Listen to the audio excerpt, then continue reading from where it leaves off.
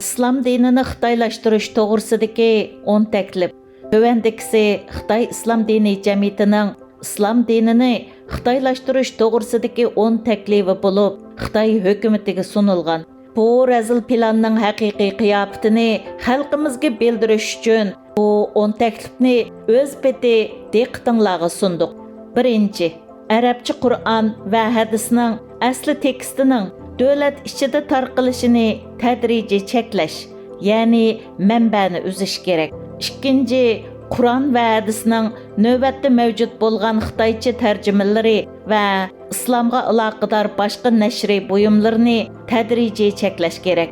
Dövlətlik İslami dini kitablar komiteti təsis qılıb, əlaqədar mütəxəssislərni partiyanın nəzriyəvi yetəkçiligida Qur'an və hədisinin Xitayca nüsxəsini bir tutaş tüzüş və tərcüm qilishqa təşkilləş gerek. Prinsip cəhətdən aytqanda, Xitay cəmiyyətinin tərəqqiyatıga faqatla mas kelməydigan bir qism ayətlərni suslaşdırış, hətta öçürüb etiş hamda sosializmning yadroliq qimmat qarashlarga bo'libmi barobarlik, qonun orqali idora qilish, vatanparvarlik va do'stonalik qatorliqlarga mos keladigan oyatlarni gavdalantirishga ahamiyat berish, ya'ni manbani Xitoyning davlat ahvoliga moslashqida qilib o'zgartish kerak. 3. Davlat mutaxassislarini tashkillab, Qur'on tafsiri, hadis shar'iy, islom dini va Xitoyning an'anaviy kulturi hamda islom dini va Xitoycha sotsializm qatorliq kitoblarni tuzib chiqishi kerak. Oyatlarni Xitoycha sotsializmning konkret amaliyatiga birlashtirib, Xitoyning an'anaviy kulturi nuqtasidan sharhlash. Masalan, hozirgi jamiyatda hamma odam barobar degan uqumni gavdalantirish uchun Qur'on Karimdagi barobarlik ideyasini cho'nqurlab qezib, hamma odamning barobarligini qo'g'dashning, dinning va Allohning ko'rsatmasi ekanligini ko'rsatish orqali musulmonlarningmi o'zidan g'ayrilarning turmush odati va ideyasiga hurmat qilishni o'rganib olishi kerakligini ta'kidlash kerak. Oyatlarni qo'ng'izichilikning ko'ngillik, haqqoniyatlik, adab, axloq, aql, farosat, e'tiqod qatorliq axloq uqumlari bilan birlashtirib, qaytadan shar'iylab, qo'ng'izichilikning yadroliq uqumlari bilan Allohning dinining o'zaro moslashgan holda tang mavjud bo'lib tura oladiganligini ko'rsatib berish kerak.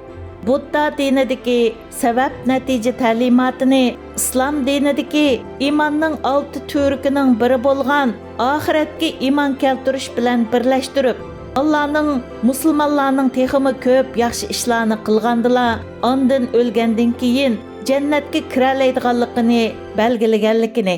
Halbuki yaxshilik qilishning aslidilla sotsialistik yadroliq qimmat qarshining konkret ifodasi ekanligini ko'rsatish kerak. Yuqorqilar islomiy aqidani xitoylashtirish choralaridir. Qur'on oyatlarini texmi ichkirlab, qayta sharhlash orqali islomiy aqidaning yadroliq ahkomlarini musulmonlarning turmushidan tadrijiy siqib chiqarish, uning turmushga oid konkret belgilamalarini suslashtirish va o'chirib tashlash kerak. Dinning ta'sirini musulmonlarning ijtimoiy aloqasidan, xizmat o'rnidan, hatto oila turmushidan tadrijiy siqib chiqarib, diniy e'tiqodni kishining o'zi bilan cheklanadigan ma'naviy intilishga aylantirish kerak. Bu yo'lini qo'llash bosqichidir. Nupuzliq sharhlash huquqini egallash.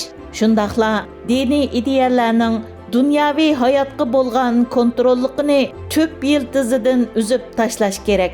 Yuqorqi 1, 2, 3 nuqtalarning hammasi islom dinining bekik holatini buzib tashlashni maqsad qiladi.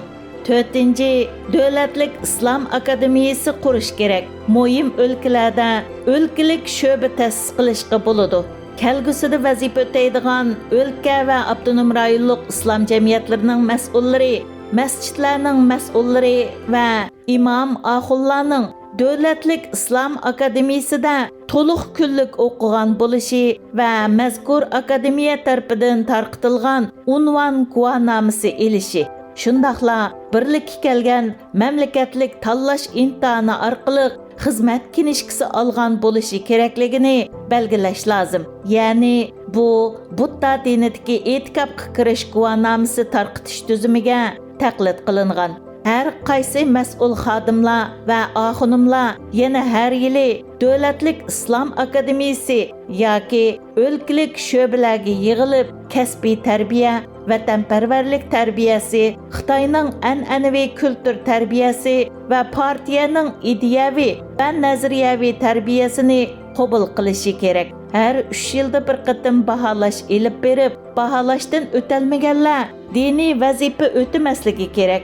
Davlatlik Islom Akademiyasi islom dinining Xitoydagi eng oliy ideyaviy va nazariyaviy bazasiga aylanishi, shundaqla har qaysi o'lka rayon uchun partiya va davlatning manfaatiga uyg'un keladigan kasbiy tayanchlarni yetishtirib chiqishi, ideya va nazariyaviy bazani egallab, g'olliq diniy xodimlarni kontrol qilish kerak. 5. Sotsialistik yadroliq qimmat qarshi va partiya nazariyasining yetakchiligida islom ishlarini boshqarish nizomi va islomiy kitoblarni o'qitish programmasini tuzish kerak. Diniy xodimlarning boshqarish nizomiga asosan vaz, tabliq qilishi va diniy ishlarni boshqarishni talab qilish kerak.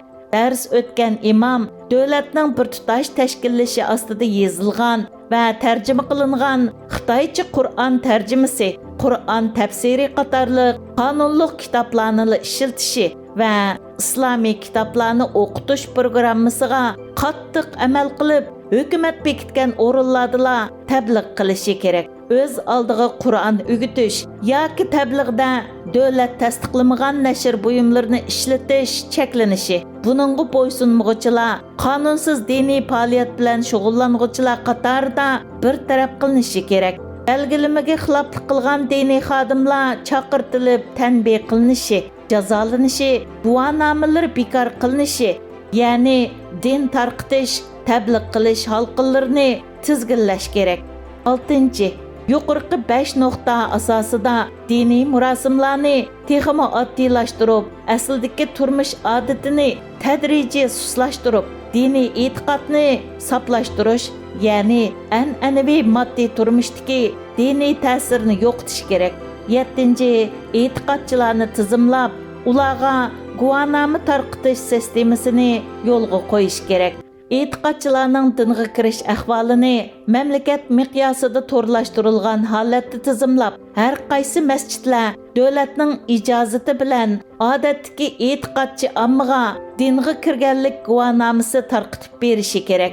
Bu Budda dinidagi dinga kirish isbotiga o'xshab ketadi. Har qaysi islomiy yig'ilish va diniy faoliyatga qatnashuvchining cho'qim dinga kirganlik guvohnomasi bo'lishi, uningga bo'ysunmag'uvchilar qonunsiz to'plashib jinoyat o'tkazguchilar qatorida jazolanishi kerak. Diniy yig'ilishlar aloqador tarmoqlarga oldin iltimos qilinishi, tasdiqlangandan keyin hukumat bekitgan o'rin va vaqtlarda o'tkazilishi kerak. Bo'lmasa, qonunsiz yig'ilish jinoyati bilan jazolanishi kerak.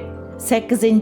Chet eldagi islomiy kuchlar bilan bo'lgan aloqani tadrijiy azaytib, chet eldagi diniy mazhablarning ta'siriga uchramaslik uchun Xitoycha islom dinining islom dunyosidagi mustaqil o'rnini mustahkamlash, sirtqi qo'llashdan mahrum qilish kerak. 9. Partiya hukumat organlarida, oliy bilim yurtlari va tadqiqot apparatlarida, shundaqla armiyaning ichki qismida, bo'libmi Gansu, Ningxia, Shanxi qatorliq joylardagi partiya hukumat, oliy bilim yurtlari va armiya sistemalarida hukumat xodimlarining diniy ideyalarni tarqitishini qat'iy cheklash kerak.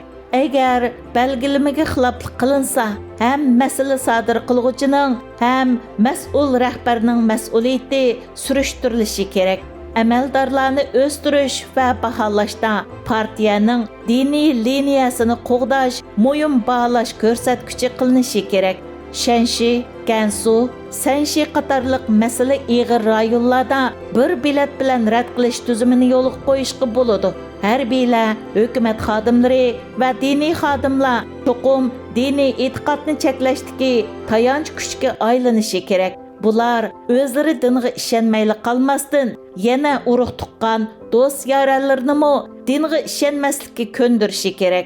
Allaqachon e'tiqodchiga aylangan harbiylar, hukumat xodimlari va diniy xodimlarga qarta cho'qim ularga bo'lgan ideyaviy tarbiyani kuchaytirish, ularni diniy e'tiqoddan voz kechtirish uchun faol ideyaviy xizmat ishlash, hech bo'lmaganda ularni diniy ideyalarni tarqatmaslikka ko'ndirish kerak. Kelgusida yangi qabul qilinadigan harbiylar, hukumat xodimlari va diniy xodimlarning orasidagi dinga e'tiqod qiladiganlarning nisbatini tadrijiy tövallatish kerak.